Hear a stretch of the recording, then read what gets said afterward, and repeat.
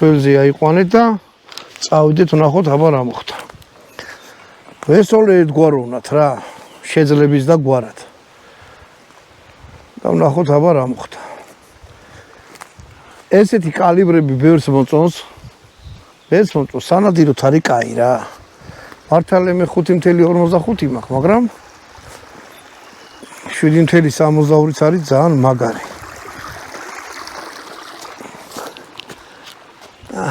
აბა ვნახოთ თუ გასწორებული იყო რა ქნა.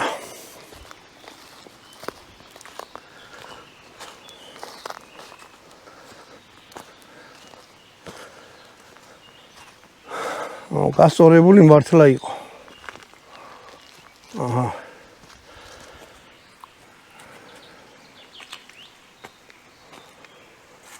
ორი აქ მოხდა.